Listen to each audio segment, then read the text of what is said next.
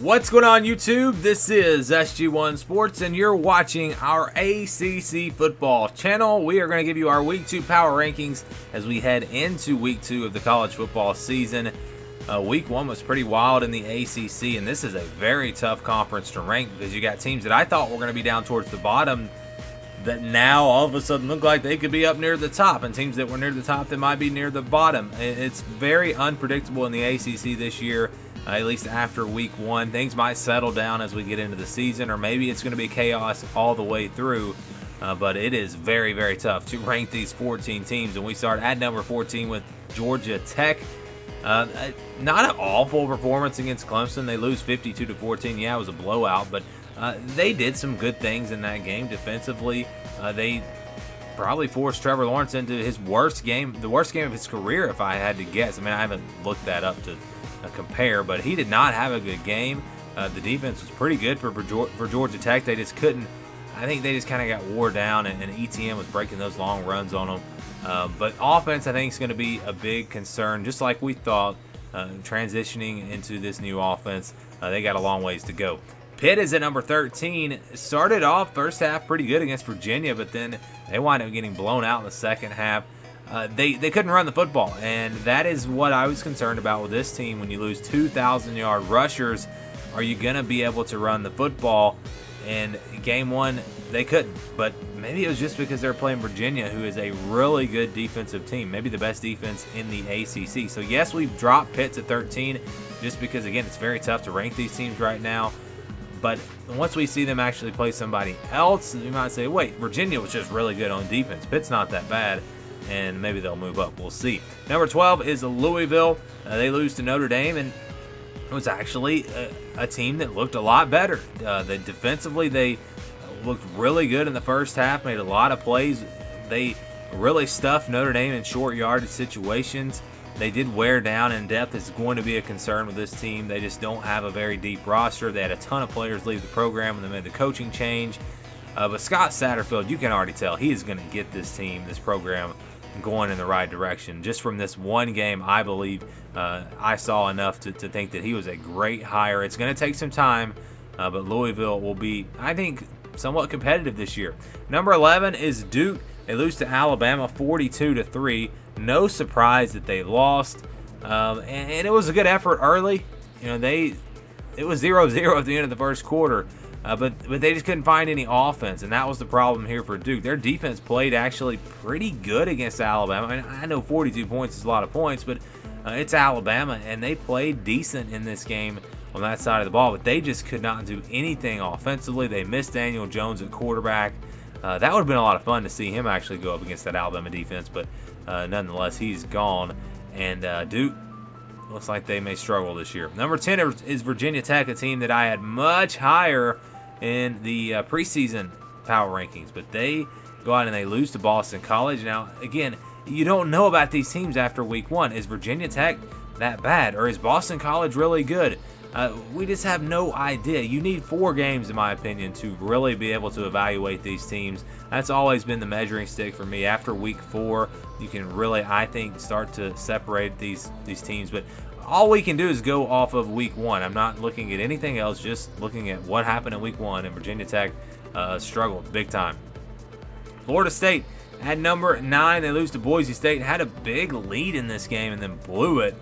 So you saw the potential. You saw flashes there. This offense looked really explosive early in this game, but then you saw you see them wear down. The depth maybe is a concern for Florida State. I really don't know. I actually saw an article where Willie Taggart said that dehydration might have played into this game to them wearing down or something. I don't know, but it was a tough loss for Florida State. Again, when you thought they had this game won early on, looked like they were going to get an easy win.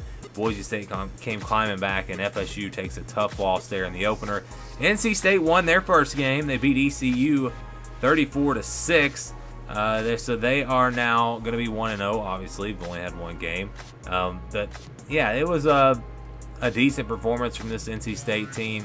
It seemed like it took them a little while to get going in this one, but they did kind of get it going. It was 7-3 at the end of the first quarter, so ECU kind of hung around a little bit. But East Carolina, Matthew McKay looked very good at that quarterback spot, threw for over 300 yards.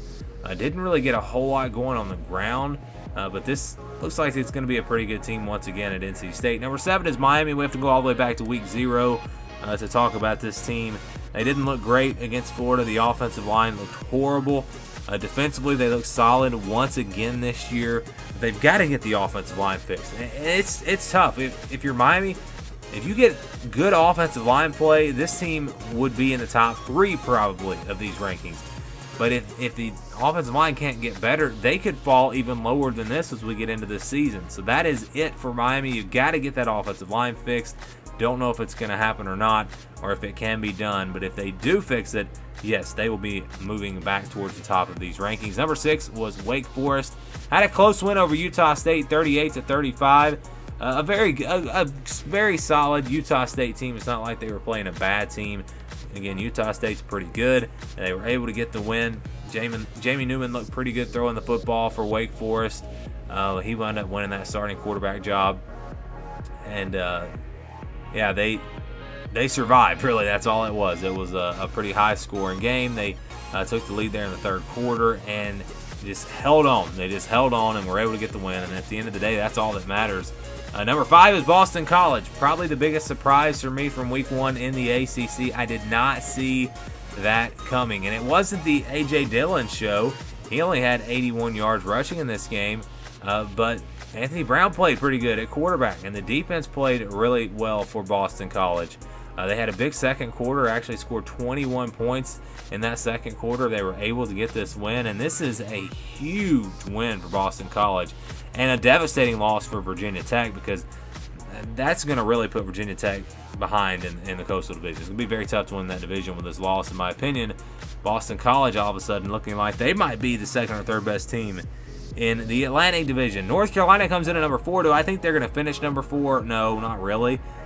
But they did get that win over South Carolina, and that graphic is incorrect. I believe it was 24-0, 24-20, not 24-0. So I apologize for that. My 2, I guess I missed my 2 there, but it's 24-20 was the score. They beat South Carolina. That was a very impressive win. You had Sam Howell, a true freshman, in there. He threw for 245 yards. They were able to run the football pretty well. Also, Mac Brown seems to have it going in the right direction for North Carolina. Can they stay up here? That will be the question mark. Syracuse got a win. They moved to 1-0. They beat Liberty 24-0. I mean, Liberty's not a great team, but they were able to get it done. Not as much offense as I expected from Syracuse. I mean, it was 10-0 at halftime. I thought that Syracuse would be able to score a lot more in this game. I thought Liberty would score more also. It was really a very nice performance by the Syracuse defense, but the offense, again, just wasn't quite what I was hoping for, and we'll see how they look moving forward. But to me, I think because Syracuse wasn't as dominant as maybe I thought they should have been against Liberty, at least offensively, I think Virginia clearly is number 2. I think Virginia right now is the team that could potentially challenge Clemson, and I say potentially. I'm not saying they're going to beat Clemson or can even play with them. But I think they're the team that has that potential because they've got a really, really good defense. They've got a very good quarterback in Bryce Perkins, a guy that is very underrated. I don't think he gets enough credit. He's very solid. He's very efficient throwing the football. He's a dynamic runner, great dual threat quarterback. And this Virginia team is going to be very dangerous this year, I'm telling you. Clemson at number 1, no doubt about it. I mean, nobody else is even close to Clemson. Clemson could beat everyone in the ACC on an off night. I mean, they're that good. I said that in another video. Alabama and Clemson can take their B and C game and go out and beat everyone else pretty much in college football. Clemson, Trevor Lawrence didn't have a great game, and Travis Etienne picked up the slack. They can beat you in so many different ways. The defense looks good again as they beat Georgia Tech 52-14. So they're the team everyone's chasing. Can anyone challenge Clemson in the ACC? I think Virginia is the one team that has that potential. If Miami were to get that offensive line figured out, maybe they could challenge them. But it's Clemson's conference right now. They own the ACC, and it doesn't look like that's going to change anytime soon. These are our power rankings. Give us your thoughts down in the comments below. Thanks for watching, and stay tuned for more here on our ACC football channel.